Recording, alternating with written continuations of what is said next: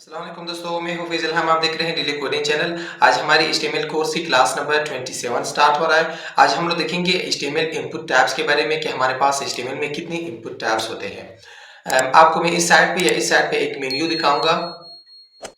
यहाँ पे आपको जितने भी कंटेंट दिख रहा है ये सारे HTML इनपुट टैब है। आज हम इसको वन बाय वन करके कोड कर लेंगे। तो वीडियो यहीं पे लाइक करो और चलो लैपटॉप की स्क्रीन पे चलते हैं, वहीं पे देखेंगे कि इनपुट टैब्स कितने तरह के हमारे पास होते हैं।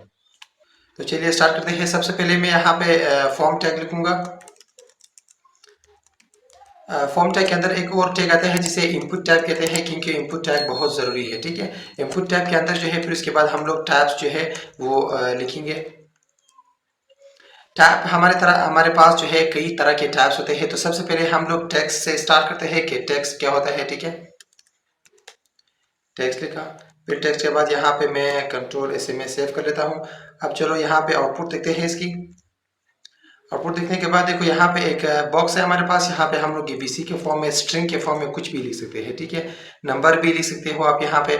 और ये भी पता नहीं चल रहा है कि जो है नेम के लिए है, सीएनसी नंबर के लिए, किस चीज़ के लिए। इसके साथ हम लोगों को कोई लेबल जो है वो यहाँ पे मेंशन करना होगा। ठीक है, मैं यहाँ पे लिखूंगा फॉर एग्जांपल कि ये नेम के लिए है। ठीक है, कंट्रोल से सेव कर दिया। और यहाँ से जब मैं रिफ्रेश करूंगा तो यहाँ पे इसके सामने नेम आया, तो यही इससे कहते हैं कि मतलब ये नेम के लिए है। ठीक है, इसके बाद हमारे पास नंबर कहता है। और ये जो है मैं यही जो मेथड है यही वाला स्ट्रक्चर में BR 2 BR लगा दूँ यहाँ पे, क्योंकि BR जो है लाइन ब्रेक के लिए यूज़ किए जाते हैं। ठीक है, इसको मैं सेव कर लूँगा, यहाँ पे कॉपी कर लूँगा। इसको बार बार हम लोग फिर पेस्ट करते हैं, सिर्फ इसकी इनपुट टैग जो है वो हम लोग चेंज कर देंगे। ठीक है, यहाँ पे फिर से पेस्ट कर देंगे। पेस्ट करने के बाद जो है इस नेम की बजाय मैं नंबर ऐड करूंगा, नंबर। और यहाँ इनपुट टैब जो है वो भी हम लोग नंबर ऐड कर लेंगे। ठीक है, कंट्रोल से सेव करते हैं और यहाँ पे इसको रिफ्रेश करते हैं। यहाँ से रिफ्रेश करने के बाद यहाँ पे दोस्तों जो है जब मैं ABC लिखूंगा, स्ट्रिंग जो कहते हैं, टेक्स्ट जो कहते हैं, जैसे कि इसमें टेक्स्ट आता था ना, यहाँ पे हम लोग कुछ भी लिख सकते थे। यहाँ पे ABC के फॉर्म में कुछ भी नहीं लिख सकते, सिर्फ यहाँ पे हम लोग नंबर ऐड कर सकते हैं। ठीक है, और यहाँ से आप इंक्रीज भी कर सकते हो और डिक्रीज भी कर सकते हो। ठीक है, फिर से हम लोग यहाँ पे आते हैं। तीसरा देखते हैं कि तीसरा क्या है। तीसरा हमारे पास है ईमेल एड्रेस। यहाँ पे फिर से पेस्ट कर दिया और यहाँ पे मैं ईमेल लिखूंगा, ईमेल एड्रेस। और यहाँ पे मैं सिर्फ ईमेल लिखूंगा। भाई यहाँ पे जो है दोस्तों, ये जो मैं ईमेल एड्रेस लिख रहा हूँ, नंबर लिख रहा हूँ, यहाँ पे नेम, ये लिखना ज़रूरी नहीं है। सिर्फ हम लोग मेंशन करने के लिए वो जो बॉक्स बनता है, बॉक्स किस चीज़ के लिए है, इसी वजह से मैं यहाँ पे ईमेल एड्रेस लगा रहा हूँ, ताकि आप लोग को समझ आ जाए कि भाई ये ईमेल एड्रेस के लिए है और ये नंबर के लिए। जो भी नाम आपको यहाँ पे ऐड करना है आप लगा सकते हो। यहाँ पे सिर्फ इनपुट टैब जो है वो हम लोग ऐड करते हैं, जो वन बाय वन मैंने पहले जो इंट्रो में मैंने आप लोगों को बताया था। ठीक है, ईमेल मैंने यहाँ पे लिखा, कंट्रोल से सेव करता हूँ। यहाँ से जब मैं इसको रिफ्रेश करूंगा तो रिफ्रेश करने के बाद दोस्तों यहाँ पे देखो ईमेल एड्रेस आया। यहाँ पे हम लोग तो टेक्स्ट लिख सकते हैं, जैसे कि फर्स्ट में हम लोग लिख सकते थे ना। यहाँ पे टेक्स्ट लिखने के बाद जो है अगर हम लोग यहाँ पे वर्किंग एरिया पे क्लिक करें तो ये एक एरर दिखाएगा कि भाई ये ईमेल एड्रेस नहीं है, क्योंकि ईमेल एड्रेस में जो है आप लोगों को पता होगा कि @.com जो है वो आता है। फॉर एग्जाम्पल मैंने इल्हाम लिख दिया, फिर उसके बाद @, फिर जो भी नंबर देना है, फिर .com ये लगाना बहुत ज़रूरी है। ठीक है, अब जब मैं वर्किंग एरिया पे यहाँ पे क्लिक करूँ, लेकिन यहाँ से एरर अब नहीं आएगा, क्योंकि मैंने ऐड किया और .com जरूरी है ईमेल में। ठीक है, अब जाएंगे तीसरा जो है हमारे पास वो है पासवर्ड। पासवर्ड हम लोग देखते हैं कि पासवर्ड कैसे लिखा जाता है, पासवर्ड। और यहाँ से भी आप पासवर्ड जो है ऐड करो, सेव करो कंट्रोल से। और यहाँ पे मैं रिफ्रेश करते हैं यहाँ से।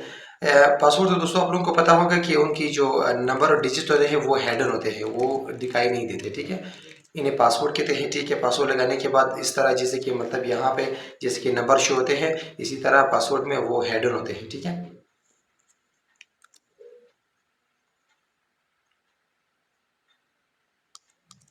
कंट्रोल आप जो है इनकी पंचवा हम लोग देखेंगे यूआरएल किसी भी वेबसाइट वगैरह की जो है हम लोग यूआरएल कैसे कॉपी कर ले। यूआरएल उनकी जो लिंक है वो कैसे लिखते हैं, यूआरएल कंट्रोल सेव कर लिया। किसी भी वेबसाइट वगैरह की यूआरएल हम लोग लिखना चाहते हैं तो वो भी हम लोग लिख सकते हैं। यहाँ पे तीसरा जो ये वाला बॉक्स है, ये भी ईमेल की तरह है। यहाँ पे हम लोग टेक्स्ट तो लिख सकते हैं, लेकिन अगर वर्किंग एरिया पे क्लिक कर दिया तो ये एरर दिखाएगा, क्योंकि यूआरएल की अपना मेथड है, उस तरह दिखाना होगा। अभी फॉर एग्जांपल जब मैं गूगल की यूआरएल यहाँ पे कॉपी करके पेस्ट करूँ तभी ये एरर नहीं दिखाएगा। वो कैसे लिखते हैं, https https://google.com। अब यह मैंने लिख दिया। जब मैं वर्किंग एरिया पे क्लिक करूंगा यहाँ पे इस साइड पे, तो यहाँ पे एरर शो नहीं हो, क्योंकि https बहुत जरूरी है, कॉलन और डबल स्लैश ये लगा के कुछ भी लिख दो, .com लास्ट में लिख दो, फिर एरर आपको शो नहीं किया जाएगा। ठीक है। अब यहाँ पे हम लोग देखेंगे डेट एंड टाइम के बारे में। ठीक है, डेट देखेंगे कि डेट कैसे लिखा जाता है। कंट्रोल वी करते हैं और यहाँ पे मैं लिखूंगा डेट, और यहाँ से भी इसको जो है डेट करते हैं, कंट्रोल इसे सेव कर दिया।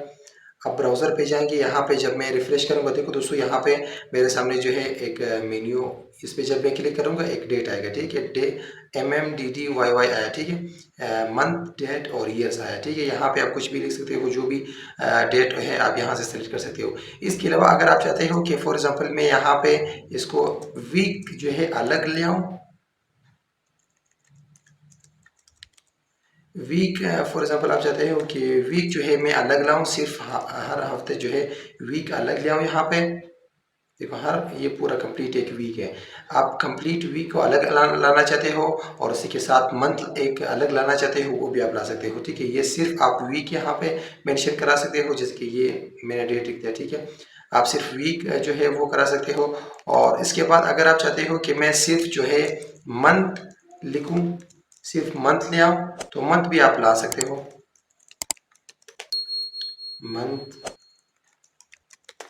सेव कर दिया कंट्रोल से, और यहाँ पे मैं रिफ्रेश करता हूँ। यहाँ पे जो है अगर आपने क्लिक कर दिया तो सिर्फ आप जो है मंथ भी ला सकते हो। ठीक है, ये जून का मंथ है, यहाँ पे देखो जून 2022, और ये जो है ये मंथ है और ये वीक है और ये कंप्लीट डेट है। और उसी के साथ आप अगर डेट लाना चाहते हो तो डेट भी आप ला सकते हो। डेट तो हम लोगों ने मेंशन कर दिया। टाइम के बारे में बात कर रहा हूँ, अगर टाइम सिर्फ इक्वल आप लोगों ने सिर्फ टाइम आप लोग लाना चाहते हो तो टाइम भी आप ला सकते हो। ठीक है, कंट्रोल से सेव कर दिया, और यहाँ से मैं जब रिफ्रेश करूँ तो यहाँ पे दोस्तों देखो सिर्फ आप टाइम आप ला सकते हो। टाइम ये जो है ये हॉर्स है और ये मिनट है, और ये MPM जो है टाइम, देखो दोनों जो है आप ला सकते हो यहाँ पे। ठीक है, और इसी के साथ जो है अगर आप चाहते हो कि मैं मंथ डेट और टाइम को एक जगह पे तीनों को ले आऊँ, जिसमें ईयर भी हो, डे भी हो और मंथ भी हो, टाइम भी हो, दोनों को एक जगह ले आऊँ, कैसे ला सकते हो आप। यहाँ पे जब मैं कंट्रोल वी कर देता हूँ और यहाँ से जो है इसको मैं करता हूँ डेट एंड टाइम लोकल, मैंने लिख दिया। ठीक है, अब यहाँ से जो है आप सिर्फ डेट एंड टाइम लोकल, ये तीसरा वाला ऑप्शन सेलेक्ट करके कंट्रोल से सेव कर दो और फिर से रिफ्रेश करते हैं यहाँ पे। अब देखो डेट टाइम लोकल ये है, इनमें जो है आप कुछ भी डेट आप यहाँ से फिक्स कर सकते हो। ठीक है, और यहाँ से जो भी टाइमिंग हो रहा है वही टाइम आप सेलेक्ट कर सकते हो। ठीक है, अब देखो यहाँ पे डेट आया और यहाँ पे टाइम, तीनों जो है आप मेंशन कर सकते हो इसी में। इसके बाद हम लोग देखेंगे कि रेंज कैसे किसे कहते हैं, रेंज कैसे ऐड किया जाता है, रेंज भी दिखेंगे। यहाँ पे आप रेंज की बात करेंगे। रेंज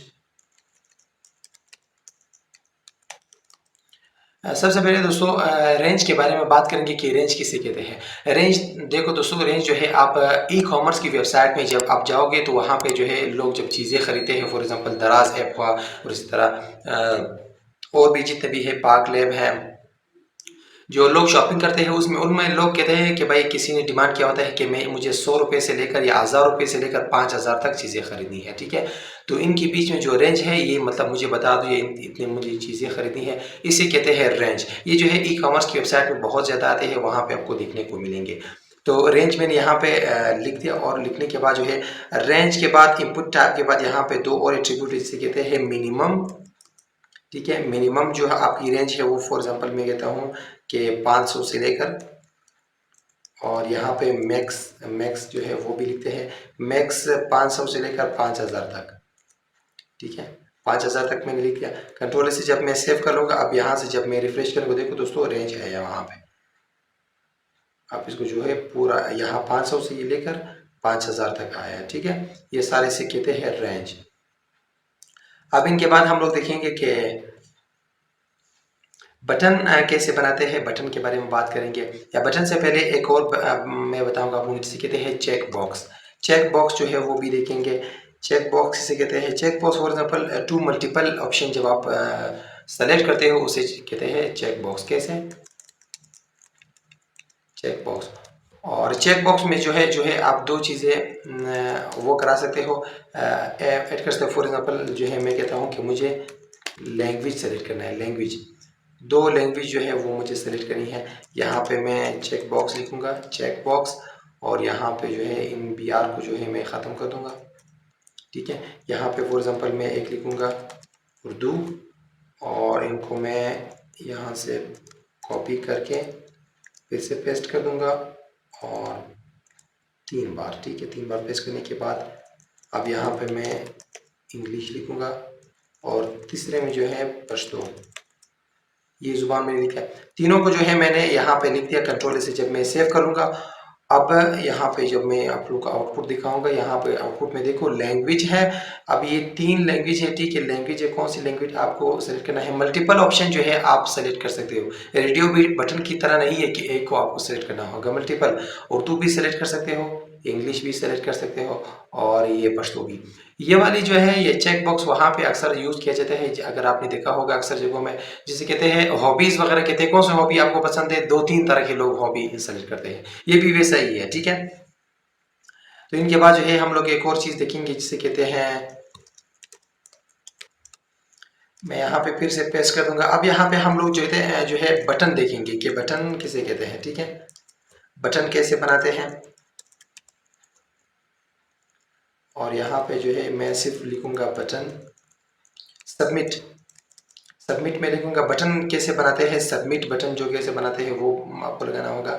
और यहाँ पे एक और एट्रीब्यूट जिसे कहते हैं वैल्यू, वैल्यू आपको ऐड करना होगा। वैल्यू में आपको लिखना होगा सबमिट बटन। कंट्रोल से सेव कर दिया। अब यहाँ पे जब मैं रिफ्रेश करूंगा, देखो यहाँ पे एक बटन है जिसे कहते हैं सबमिट बटन।